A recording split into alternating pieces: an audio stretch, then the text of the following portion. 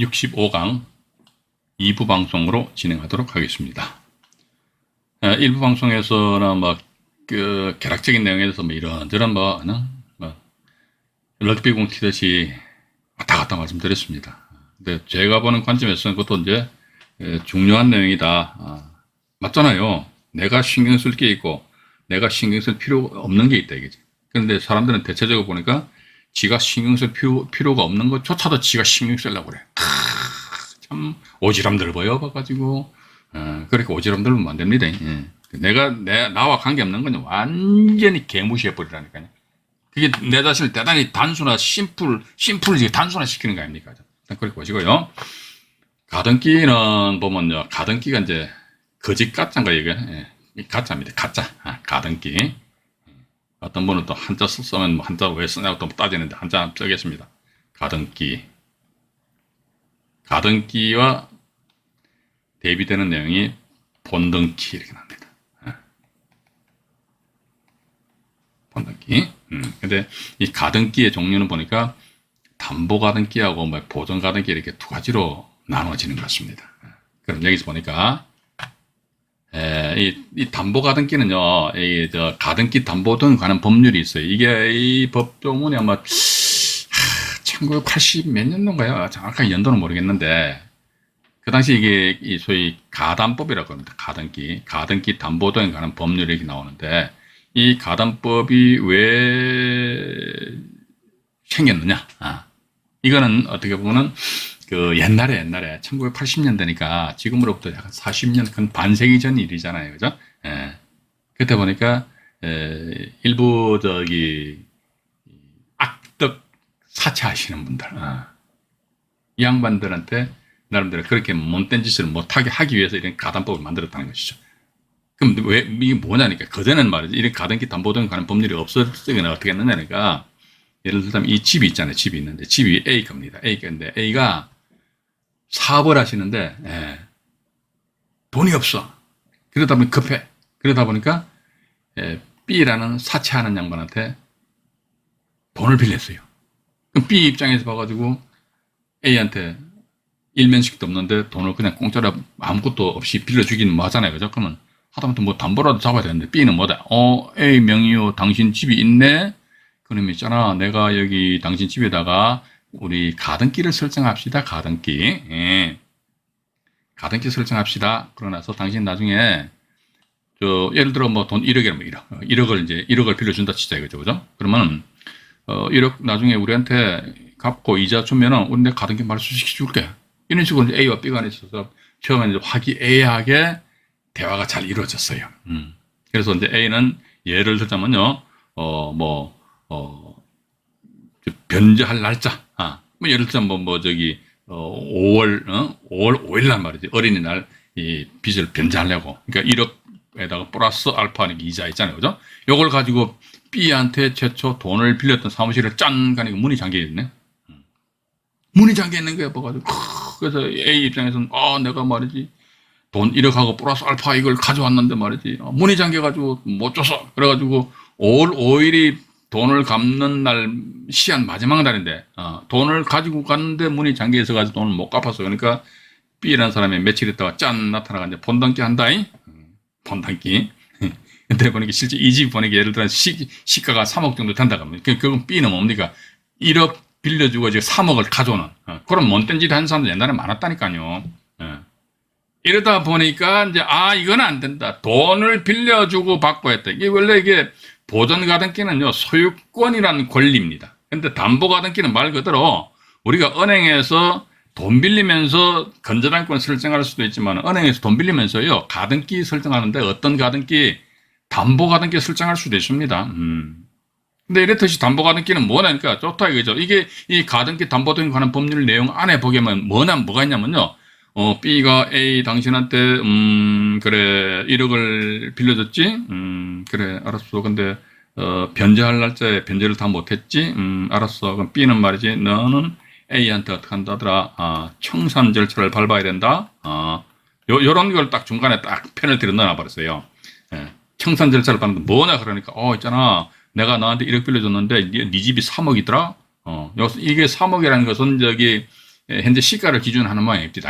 그러니까 보니까 요 차익 하니까 2억이잖아. 그럼 내가 너한테 추가적으로 내가 2억 더 줄게. 이래야지 형평성이 맞잖아요, 그죠? 2억 더 주고 그러고 나서 이 소유권은 내가 가져온다. 여기는 청산 절차를 밟는데 이게 B가 A한테 이런 뭐 2억을 더 줄 테니까 어쩌고저쩌고 이게 청산 통보를 한다면 2개월이 통보한 때로부터 2개월이 경과되면요. 2개월이 경과되면 청산 절차가 완료된 것으로 봅니다.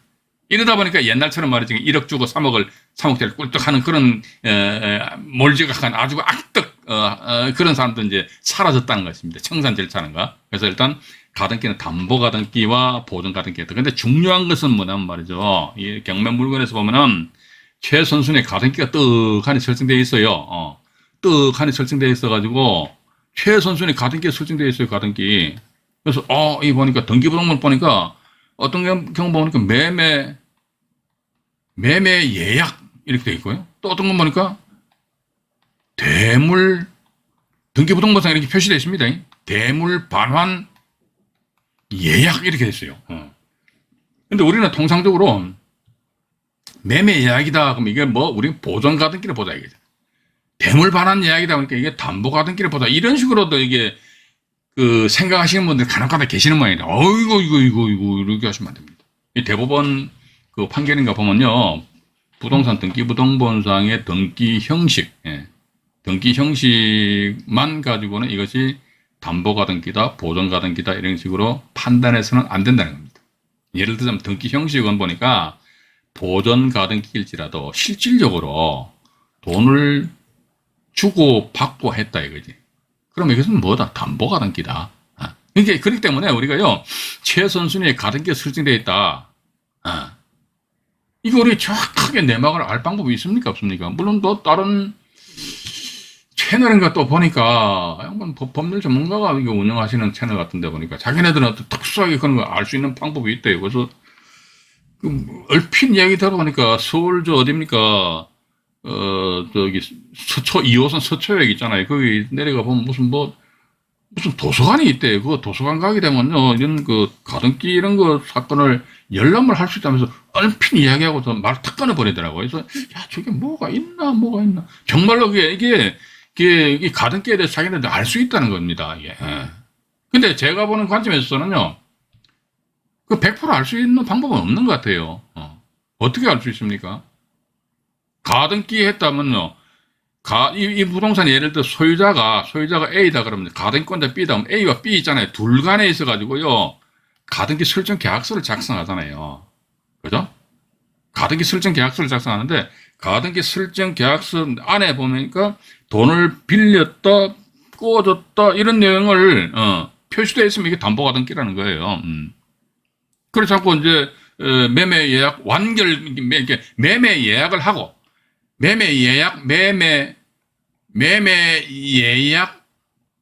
완결, 이 매매 예약 완결권 뭐 어쩌고저쩌고 그런 말도 합니다. 그런데 하게 되면 이게 보존 가등기다 이렇게 우리가 그러니까 그 서류를 보면 알 수가 있는데, 그러면 제가 볼 적에는요, 제가 이해가 안 가는 것이, 제 머리가 아둔해서 그런지 모르겠습니다만은 그 양반들이 이야기하는 것은 도서관 가가지고 열람을 해보게 되면은 가등기 내역을 다 알 수 있다고 그랬는데, 그러면 일반 사인 대 사인 간에 있어가지고 가등기 설정 계약을 하는데, 그럼 가등기 설정 계약서가 그 도서관에 비치되어 있다는 겁니까? 그건 아니잖아요. 그죠? 물론 그렇습니다. 이제 여기 둘 간에 있어가지고 좀 소송을 제기한다든지 하기는 소송 서류는 남아있을 수는 있겠죠. 그죠? 그거 말고는 없을 것 같은데, 자기네들 특수는 비법이 있다고 그러는데, 저는 그 내용도 제가 안 믿어요. 저는 대신 사람들 말 잘 안 믿습니다. 세상 어떻게, 솔직히 말씀드려가지고, 믿을 놈 어디 있습니까? 여러분들도 저 믿으시면 안 됩니다. 그죠? 제가 이렇게, 이번은 말이지, 나불거리면서, 속마음이 뭐가 어떤 마음을 가지고 있는지 여러분들 어떻게 저를 아실 겁니까? 맞잖아요. 그죠? 서로 믿으면 안 되는 거라는 게, 이건 제가 불신 조장하는 게 아니라니까요. 남자들 술 한잔 먹고, 됐다. 웃기는 소리 하지 마요, 봐가지고. 그래서 일단은 봐가지고요. 그래서 저는 이 가등기에 대해서 항상 이런 말씀 드립니다. 선순위에 가등기가 있다.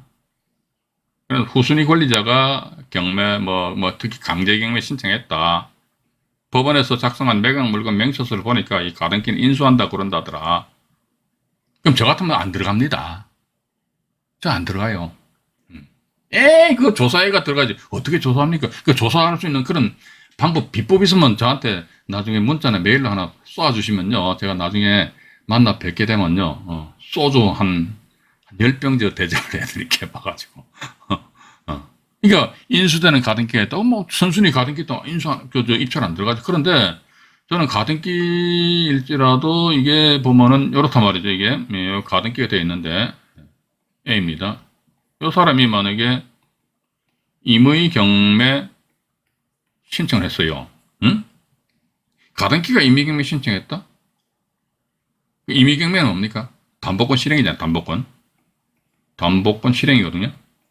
아, 그럼 요 가등기 뭔 가등기? 담보 가등기. 그럼 여기 말소기준 걸리네? 요런 건 들어가요. 좀 괜찮습니다. 이런 건 더, 마음 놓고 들어가자. 근데 또 하나 더 인터넷상에서 보면요. 또 이런 영상물이죠. 이런 데 보면 또 인터넷상에 이런 블로그 이런 데 보면 말 이런 글들이 있더라고요. 가등기권자가 최선순위에 이렇듯이 선순위에 가등기가 되어 있는데 A라는 사람이 이 사람이 누가 이제 경매 신청을 하니까 뭐 갑이라는 사람만 경매 신청했다 이거죠. 경매 신청하니까 A가 어떻게 법원에다가 채권 계산서를 제출했다 이거죠. 채권 계산서 제출하면 이 가등기는 퍼펙트 담보 가등기다. 웃기는 소리하고 자빠져 앉아있네. 뭐 모르면요. 저는 이런 말씀 드리고 싶어요. 모르면 그냥 가만히 있어 좀. 아이고. 그렇게 뭐 그것도 이런 뭐 네이버 이런 데 들어가 보면요. 그 일반 개인들이 작성하는 블로그 보면요. 하나의 주제, 예를 들어 대학력이라는 주제를 가지고 검색을 해보면요. 이 블로그 보면 많이 걸려요. 그런데 보니까 어떻게 보면 천편일률적으로 내용이 똑같아. 결국 뭐 전부 카피했던 거야. 지 머릿속에서 나온 그런 지식도 아니고 말이야. 카피 떠가지고 그냥 자기한테 블로그를 꾸민다. 그거는 사기지, 사기. 그래서 저는 이런 말씀 드립니다. 제가 대놓고 얘기하잖아요. 모르면 샷다 마우스 하라니까. 뭐, 가만히 있으라니까. 그죠? 왜 제가 이런 식으로 확 세게 말씀드렸냐면요. 일기 라이브 방송에서도 제가 말씀드린 것 같습니다만은, 이 부산에서 있었던 그런 사건인데, 이 가등기가 선순위로 되어 있었는데, 이 사람이 채권계 선서를 제출하니까, 법원에서는 이 가등기를 담보 가등기를 보고, 배당결제 참여를 시켜버렸어요. 그런데 보니까, 후순위 권리자가 이 가등기는 무슨 담보 가등기냐, 보전 가등기지 하면서, 배당기일 날 배당 이의를 제기했습니다. 배당 이의 제기하면요, 법원에서는요, 배당 이의 당사자 이 사람에 대해서 배당을 안 합니다. 안 하고 공탁시키고, 그 다음에 배당 이의 제기한 사람한테, 그래, 알았어. 그럼 당신 있잖아. 이 가등기에 대해서 배당 이의 제기했으니 가등기권자 A를 상대로 해가지고 배당 이의 소송 제기해라. 배당 이의 소송입니다. 배당 이의 소송 제기하면요, 소제기 정명원을 법원 민사과에서 발급받을 수 있어요. 그래서 소제기 정명원을 발급받아가지고 우리 담당 경매계에 제출해라. 이런 식으로 이제 했겠지요. 그래서 소송 결과 이게 대법원까지 올라갔습니다. 예. 대법원까지 올라갔는데 이놈은 가등기 뭐냐? 보전 가등기로 판명이 나버려서. 그럼 뭡니까? 채권 계산서는 웃기는 소리입니다. 보전 가등기는 뭡니까? 순위 보전을 목적으로 하기에 배당과는 뭐다 무관하다 나와 있죠. 그죠? 무관해요. 담보 가등기는 돈 빌려줬으니까 우리가요. 보전 가등기든 담보 가등기든 돈이 왔다 갔다 한 사실은 맞습니다. 왜냐면 특히 우리가 보전 가등기는 뭐냐? 이렇게 보시면 돼요. 보전 가등기는요. 여기 이 집이 있는데 집이 A 겁니다. 근데 B라는 사람이 A하고 이제 매매 계약을 체결해요. 하면서 뭐 계약금도 건너가고 뭐 이렇게 중도금 건너가고 이렇게 할 거 아닙니까? 그죠? 예. 근데 마침 이 B가 산 이 A 집 보니까 역세권에 포함해가 모아타운이 뭐 건립 중이다. 막 이러니까 조합원 뭐 동의를 받니 뭐 이러다 보니까 A가 변심을 할까봐. B는 A한테가 계약금 넣고 중도금 넣고 말이지. 우리 가등기 설정합시다. 그럼 자 보십시오. 계약금 넣고 중도금 넣고 이도 돈이 왔다 갔다 했죠. 그죠?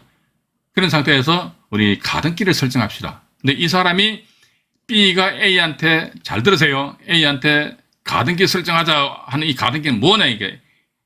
요 A라는 사람, 자기가 사는 집이 말이지 무슨 모아주택, 모아타운 뭐 해가지고 아파트가 건립된다고 그러니까 집값이 말이지 막 튄다 이게. 이러면 확 변심을 할까봐 어떡한다 하더라 봐가지고 가등기 해가지고 자기가 A의 소유권을 B가 가져오기 위해서 A의 소유권입니다. 소유권을 B가 나중에 중도금 넣고 잔금 넣음과 동시에 자기가 가족이 한마디로 어떤 자기 어떤 A의 소유권을 B가 보다 확실하게 확보하기 위해서 가등기, 이게 그러니까 보존 가등기 하니까요. 보존 가등기 하면은 보존 가등기 하니까 이 앞에 소유권 이전 청구권 요게 좀 생략되었다고 보시면 됩니다. 소유권 이전 청구권. 이게 소유권 이전 청구권이 뭐냐? B가 A한테 소유권 이전 청구할 수 있는 그런 권리 있잖아요. 계약금 넣고 중도금 넣고 잔금 넣으면 소유권 빨리 나한테 넘겨줘. 이게 소유권 이전 청구하는 거 아닙니까? 그죠? 소유권 이전 청구권을 보존하는 거예요. 길이 보존하세요. 응? 자, 근데 보니까 이런 보존 가등기다 보면 분명히 계약금 넣고 중도금 넣고 돈이 왔다 갔다 했잖아요. 담보 가등기다 보면 은행에서 뭐 돈 빌리면서 저당권 설정할 수 있으면 그러니까 담보 가등기 설정할 수 있다 이런 말씀 드렸단 말이죠. 그죠? 그러면 담보 가등기든 보존 가등기든 돈이 왔다 갔다 한 사실은 맞단 말이죠. 맞잖아요. 그런데 근데 돈이 왔다 갔다 한 사실은 맞는데 색깔이 틀려. 담보 가등기는요. 돈 꾸어줬으니까 금전 채권이잖아요. 그죠?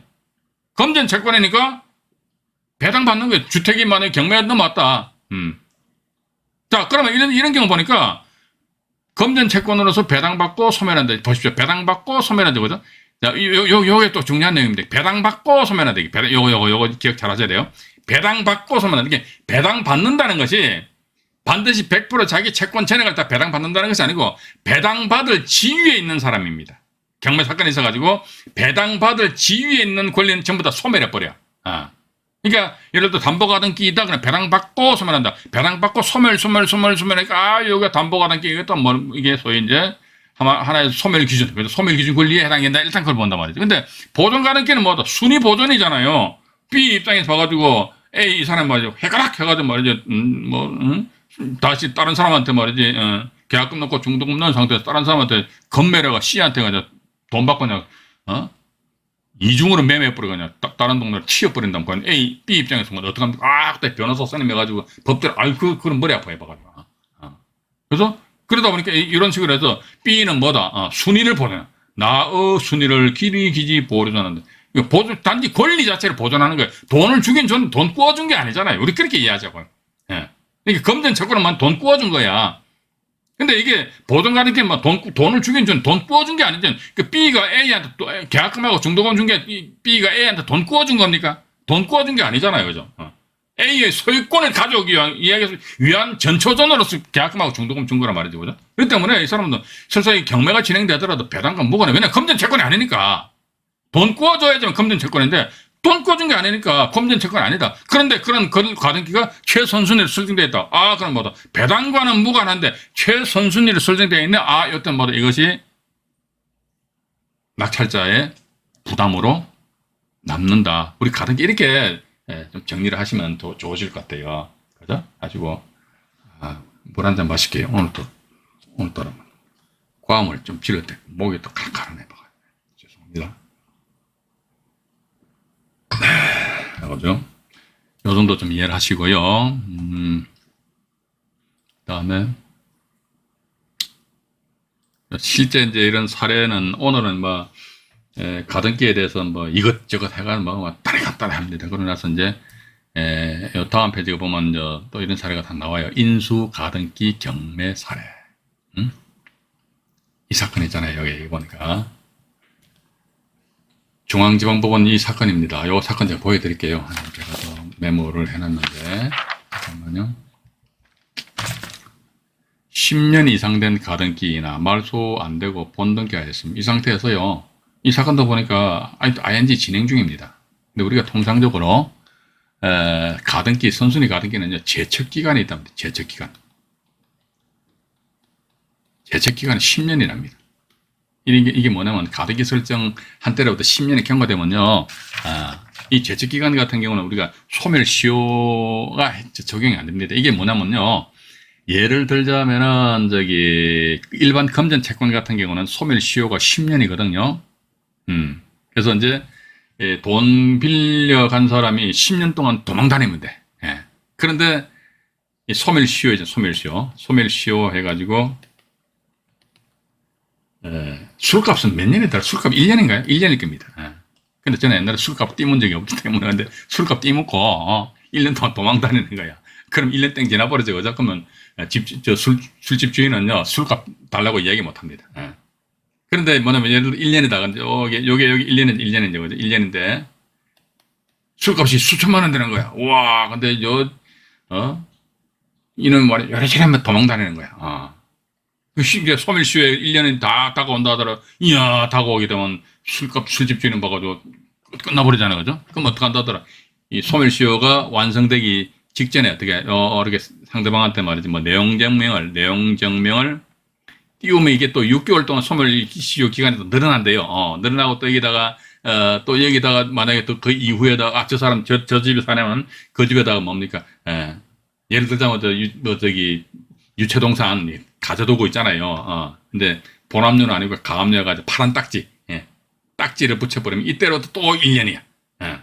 이런 식으로 이제 소멸시효는 중단이 될 수 있어요. 왜냐면 요때, 그러니까 예를 들자면 일반 채권 같은 경우 이제 10년으로 보자, 이거죠.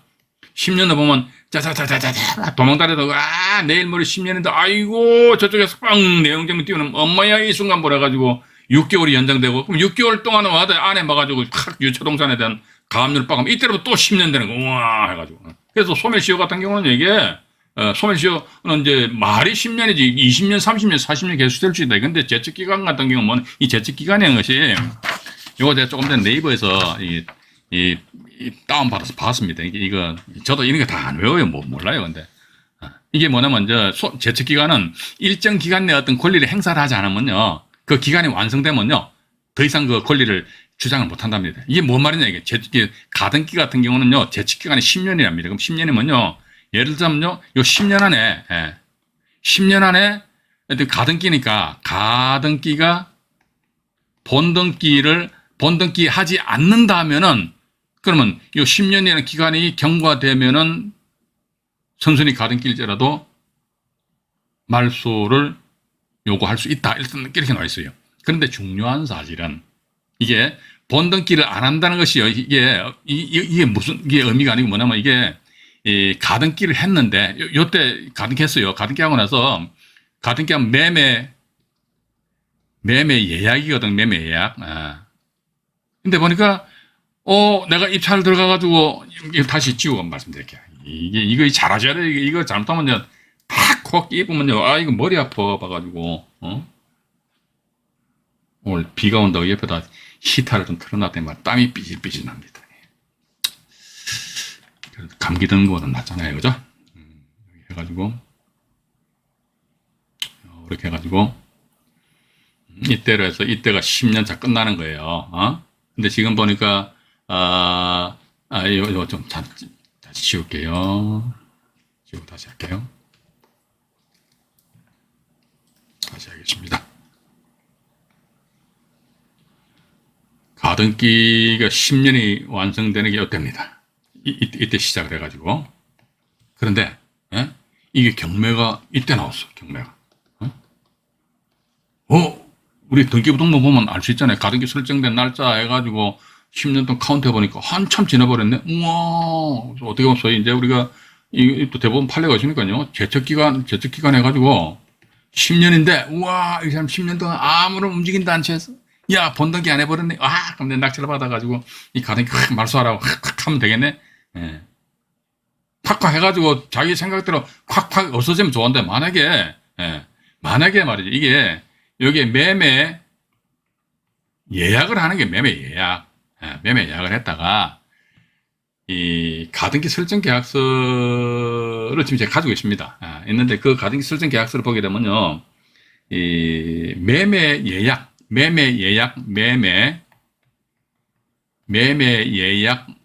완결 일자, 요런 게 딱 나와 있어요. 그럼 좋아요. 가등기 설정 계약상에 매매 예약 완결 일자가 만약에 이때 됐습니다. 완결 일자 이때 됐잖아요. 된 상태에서 10년이 경과된 이후에도 본등기 안 했어요. 그러면 이 경매가 나왔으니까, 예를 들면 A라는 사람, 제척기간 10년 지났으니까 이 가등기는 말소하라고 해야지라고 입찰 들어갔다 완전히 쌍코피 터져버린다는 거예요. 왜? 그러니까 매매 예약은 이때 했고, 매매 예약은 완결이 이때, 완결일자 이때입니다. 그러니까 완결이 이때면 이때로 해가지고요, 가등기권자로 소유권이 넘어간 거예요. 그런데 단지 뭐다? 등기만 하는 거란 말이죠. 그죠? 요거 조심하셔야 됩니다. 근데 우리가 중요한 사실은요, 매매 그 가등기 설정 계약서를 우리 일반 경매인들이 직접 두 눈으로 확인할 수 있습니까? 없습니까? 단지 뭐다, 등기부등본상에 10년이란 재직기간이 경과되었던 그것만 확인하는 것이지, 또 하나 예를 들자면요, 부동산 등기부등본상에 요 본건의 가등기는 이때 매매 예약일인데 매매 예약 완결일자는 이때단 말이지, 이때. 이런 식으로 등기부등본상에 명기가 되어 있으면 이거 좋다. 근데 그게 등기부등본상에 매매 예약 완결일자가 표시됩니까? 안 됩니까? 표시 안 되잖아요. 단지 우리는 뭐다, 이게 10년이 경과되었구나, 그것만 딱 보고 있거든요. 그럼 재직기간 경과됐으니까 이거 낙찰 받아가지고 말소해달라고 해야지 했는데, 만약에 매매 예약 완결이 이때 되면 이때라도 이미 소유자는 이때로 넘어왔다 이거죠. 단지 등기만 안 했을 따름이지. 반드시 등기하라는 거 아닙니다, 그죠? 등기만 안 했을 따름이더라 그러면 A 입장에서 봐가지고 해가지고, 그래서 여기도 보니까요, 10년 이상 된 가등기는 말소 안 되고 본등기하였습니다. 이 사건은요, 본등기하고 나니까 낙찰자가요, 이 본등기에 대한 무슨 가처분하고 또 이제 소송 진행 중에 있어요. 이 물건, 압구정 등 소재하는 물건인데, 요거 지금 제가 경매 정보지를 펼쳐놓고 우리 시청자 여러분들에게 하나씩 말씀 드려보도록 하겠습니다. 중앙 2008 타경인데, 요 등기부등본도 보여드릴게요. 2008 타경에 22,437원.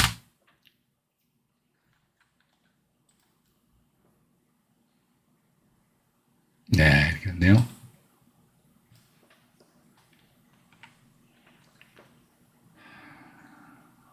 여기 밑으로 내려오면요, 이 당시 쌌죠. 한 10년 전에 14억 했는데, 지금은 아마 상당히 많이 올랐겠죠. 근데 이게 가격이 중요한 게 아니고, 그래서 쭉 이제 누가 4억 6천, 14억짜리인데 4억 6천에 받았다가 대금 납부 안 해보고, 3억 8천에 받았다가 또 대금 납부 안 해보고, 최종적으로 이제 2억 4천여만 원에 17%의 낙찰을 받으신 분이 이제 대금 납부를 2014년도 5월 16일에 했잖아요. 근데 이 양반 소유권, 일단 본등기가 소유권 상실해버렸어요. 자, 그럼 보십시다. 이게 보면요, 밑으로 내려가 보면요, 등기부 권리관계 난을 잠깐 볼게요. 보면은, 이거 있잖아요. 가등기잖아요. 그죠? 가등기 방모시 인수 나와 있고요. 가등기 가처분도 못 합니다. 전세권도 이 인수 앞에 되어 있습니다. 가압류 요것이 하나 말소기니 권리 됐는데, 가등기가 96년 12월 24일이거든요. 크리스마스 이브 날이네요. 그죠? 1996년입니다. 1996년 12월 24일에 됐어요. 그런데 입찰 시점이, 가등기 시점이 96년 12월 24일인데, 입찰 시점이 언제입니까? 2013년이죠. 그죠? 이걸 보면은 96년, 2006년이 10년이 경과된 때잖아요. 근데 어머야, 2013년 같으면 10년하고도 한참 경과됐잖아요. 그죠? 맞잖아요. 그러니까 봐가지고 근데 아마도 이 건 같은 경우는 왜 이렇게 싸게 낙찰됐나, 이렇게 여기 보니까 인수되는 전세권도 있었던 것 같습니다. 그러니까 이게 만약에 가등기 효력이 있다 하더라, 그럼 사람들이 입찰 안 들어와요. 근데 입찰 들어왔던 이유는 뭐냐, 그러니까 입찰 들어오긴 들어왔는데 상당히 낮은 금액, 저렴한 금액으로 낙찰 받았다 이거지. 이게 보니까 전세권 해가지고 전세 금액도 이렇게 큰 금액은 아니잖아요. 그죠? 근데 일단 사건이 이렇게 됐어요. 이렇게 해가지고, 이 상태에서 지금 제가 이제 등기부 등본을 제가 잠깐 시청자 여러분들에게 보여드리도록 하겠습니다. 잠깐만요. 잠깐만 기다려 보시기 바라겠습니다. 네, 해가지고요. 여기에 현재 조금 전에 여러분들 보셨던 그 등기부 내용입니다. 압구정 현대 아파트거든요. 이게 제가 2022년도 11월 4일 날 발급을 받았습니다. 가등기가요, 들어 내려오면 옵니다. 보세요. 2022년 6월 22일 날 이 소유권이, 이게 여기 매매 예약이고요. 그죠? 자, 보세요. 제가 분명히 말씀드렸습니다. 예를 들자면 이게 여기 97년 12월 21일이 매매 예약 완결일자. 근데 등기부 등본상에는요, 이렇듯이 경매 물건 나왔다 그러면 선순위에서 가등기 요것만 딱 표시되어 있잖아요. 왜냐면 이 사람이 여기 이렇게 가등기고 밑에 여기 본등기거든, 본등기. 그러면 본등기는 2022년 6월 22일 날 했음에도 불구하고 이 사람의 그 순위는 언제 96년 등기한 12월 24일자로 슈 해가지고 소급돼 버린다니까요. 그러다 보니까 96년 12월 24일 이후에 모든 권리는 전부 다 같은 추풍 낙엽처럼 다다다다다 없어져 버린다고. 그러니까 그런데 중요한 사실은 96년 12월 22일 20날에 이게 대법원 판결 보니까 96년 이게 매매 예약일자를 기준으로 하더라고요. 이 날짜 기준에 10년을 따지더라고요. 그럼 보니까 어쨌든 96년 12월 20날 매매 예약 체결했다 이거예요. 그런데 97년 12월 21일이니까 1년여 후에 이 매매 예약 완결이 되면 1년 후에 있잖아. 소유자가 김강원이지. 근데 내 앞으로 이거 내가 가져온다. 이런 의사표시입니다. 근데 등기를 안 해버렸어. 지금 제가 가등기 요거 강의하면서 여러분들한테 사건도 소개시켜 드릴게요. 가등기하고 나서 말이죠. 27년 만에 본등기한 사건도 있어요. 27년 만에. 그러니까 한참 전에 가등기하고 나서 가만히 놨던 거예요. 근데 우리는 단지 뭐다. 10년이라는 제척기간에 완전히 딱 필이 꽂혀가지고, 10년 기간이 지나버렸네. 그럼 제척기간, 주소 들어서, 제척기간 하니까 소멸시효 중간에 없고, 10년 동안 권리 행사 안 했지? 그럼 10년 땡 지나게 되면 본등기 못하지? 그럼 내 낙찰 받고 나서 가등기 말소해달라고 이야기해야지? 이렇게 하다가 딱 보면 안 되면 어쩔 낀데 봐가지고. 안 되면 말이죠. 이게 안 되면 어쩔 낀데가 이거 안 되면요, 폐가 망신한다는 소유권 상실해버리고, 소유권 상실하고, 돈은 돈대로 잃고, 물론 그렇죠. 소유권 상실한다 그러면요, 낙찰자가 대금 납부한 거 있지 않습니까? 대금 납부하면 그 배당길라 누가 배당받아 갔겠죠, 그죠? 그 배당받아 그 사람들한테, 당신들 배당받아 부당이득 해가지고, 부당이득 반환 청구 소송 제기할 수는 있습니다. 예, 근데 그거는 뭐다, 형식적이지, 뭐. 배당받아간 채권자들은, 제가 예를 들어가 배당길라 배당받아간 채권자입니다. 낙찰자가, 여보, 안정희, 네가 배당받아간 것은 부당이득이야. 그러면, 그래. 그거 줘. 그러면. 나 돈 없어. 그럼 어쩔 낀데, 봐가지고. 문제는 이게 현실적인 문제입니다. 그죠? 예. 사실적인 문제는. 돈 줘. 돈 없으면 어쩔 낀데. 소송 100날 해봐봐요. 대법원 판결 말이지. 한 100건, 200건 가지고 있으면 뭐 할 낀데. 상대방에 대해서 집행할 재산이 없으면 말짱 꽝이라니까. 예. 그렇지 않습니까? 그래서 이게 제가 볼 때는 그냥 단지 그냥 피상적으로 아까 일부 방송에서 말씀드렸습니다만은 선순위 가등기권자가 채권 계산서를 제출하면 담보 가등기에게 웃기는 소리로 자빠져 앉아있네. 그 가등기가 만약에 보존 가등기라면 이게 그럼 법원에서 왜 그걸 받아준다 이거지. 그 담당 법원에서 잘못한 거지 뭐. 그죠? 근데 명명백백하게 우리가 인정할 수 있는 건 뭐다 와가지고 선순위 가등기권자가 지가 임의경매 신청한다. 그건 왜 우리가 100% 믿고 들어가냐니까 가등기권자가 임의경매 신청했던 법원에서 나름대로 형식적인 서류 심사를 합니다. 당신 가등기권자인데 왜 임의경매, 돈 빌려줘가지고, 그렇구나. 서류 다 이제 법원에서, 접수를 받아가지고, 그걸 가지고 법원에서 이제 타당하니까 경매 개시 결정을 내리는 거 아닙니까? 그죠? 그건 믿고 들어가자, 이거지. 그럼 나머지는요, 가등기권자 채권계산서 제출이 물론 그래요. 가등기권자가 채권계산서를 제출하면 아직 하나면 전부 다 담보 가등기입니다. 그런데 간혹가다 탁탁 제가 저번에 지분 강의할 때도 말씀드렸잖아요. 역경매 대상이 되는 물건임에도 불구하고 역경매 대상 진행이 안 되는 게 많아요. 그런데 만약에 내한테 톡 튀어나와가지고 그게 내가 해당이 되면 어쩔 낀데 봐가지고. 가등기도 마찬가지라니까요. 그죠? 거기가 다 담보 가등기인데 톡톡톡 튀어나와 뿅 해가지고 이게 만약에 보존 가등기면 그럼 그때 여러분들 어떻게 하시렵니까? 유튜브 상에서 경매 영상물 제작한 크리에이터들한테 막 욕을 할 겁니까? 고발하고 손해배상 청구 소송 제기해 줄 거예요? 이거 안 됩니다. 봐가지고.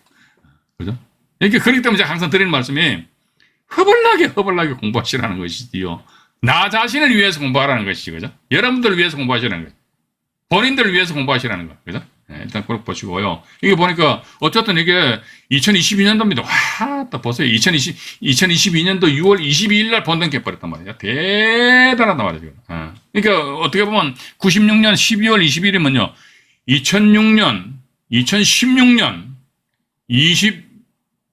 26년 만에도 그죠? 26년 만에 본등기 한 거 아닙니까? 이건 26년 만에 본등기 했네. 26년 만에 본등기를 하였다 하더라. 이것도 지금 제가 보니까 이게 2022년 작년 11월 4일 날 발급받았는데 이것도 아마 제가 오늘 내일 정도 다시 한번 이 등기부 등본을 다시 한번 발급받아 보려고 그럽니다. 왜 그러냐면요. 낙찰자가 열받아 버렸어. 낙찰자 열받아가지고요. 여기 보시게 되면요.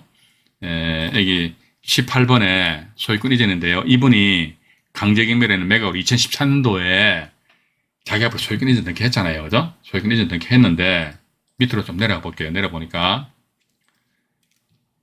18번 소유권 이전 등기 말소됐죠. 그죠? 뭐냐면 가등기에 의한 본등기예요. 본등기 뿅 해버리니까 낙찰자 소유권 잃어버리는 거예요. 그러니까 이 18번에 이 낙찰받은 양반이 가처분을 해서 가처분 보니까 이게 소유권 이전 등기 말소 청구권 해가지고요. 이게 지금 보면요. 요거 저기 궁금하신 분들은 서울 고등법원 가처분 해가지고 2002라 20679 이거 이제 나의 사건 검색을 한번 해보실 수도 있는 것 같아요. 근데 지금 현재 2022년 7월 25일인데 이거 소유권과 관련해 가지고 야 본등기 해가지고 한 가등기권자 너의 소유권 등기 말소하고 다시 내 앞으로 소유권을 넘겨라. 이게 이제 둘 간에서 소유권 다툼 싸움을 하고 있거든요. 근데 중요한 사실은요. 가등기 얘기한 본등기 한 사람이 나 매매 예약 완결은 저 봐라. 가등기 설정계약상에 다시 저기 말씀드릴게요. 가등기 설정계약상에 보면은 이 사람아 당신 눈 있으면 똑바로 보라 말이지 하면서 가등기 설정계약상에 매매 예약 완결일자가 아마 97년 12월 21일자로 되어 있을 겁니다. 그렇기 때문에 등기부상에 이렇게 표시된 거지. 안 그러면 아무끼나 막 이렇게 날짜 표시하는 거 아니잖아요. 그죠? 자, 봐라. 매매 예약 매매 예약이 이때 완결된 거예요. 완결되고 내가 단지 나 같은 사정에서는 내 등기만 안 했을 따름이라 등기만 안 했어. 그런데 내 이때 등기했단 말이지. 등기했어. 이런 식으로 하게 되면요. 이 또 법원에서 재판부에서 이 양반의 주장을 받아들인다면요. 절대적으로 이 사람 유리하지요. 낙찰자는 완전 꽝이라니까요. 그죠? 완전 꽝이다. 일단 그렇게 보시면서요. 요거 말고도 또 다른 한 사례가 더 있어요. 이게 뭐냐면요. 대구 사건인데 이것도 이제 재측기간 10년을 경과한 상태에서 선순위 가등기인데 이걸 말소 청구를 가처분했어요. 가처분했는데 이 사건 같은 경우는 이제 화해 권고 결정에 의해서 가등기는 말소는 됐습니다. 요 사건 내용은 말이죠. 제가 우리 방송 여기에 내용 연이어가지고 4월 7일 날 금요일 날 있잖아요. 금요일 날 제가 이걸 연이어서 우리 시청자 여러분들에게 또 등기부등본이 있거든요. 말씀드리고 그날 4월 7일 날도 요 본건의 등기부등본을 제가 이게 2022년도 발급받았기 때문에 또 이제 2023년도 4월 달에는 약간 그 사이에 어떤 변수가 있을 수도 있거든요. 그것도 발급받아가지고 시청자 여러분들에게 다시 한 번 더 소개 말씀을 드려보도록 하겠습니다. 오늘은 여기까지 방송 진행을 하도록 하겠습니다. 방송 시청하시느라고 대단히 수고하셨습니다. 편안한 밤 되시기 바라겠습니다. 이상 안종현이 말씀드렸습니다. 네, 고맙습니다.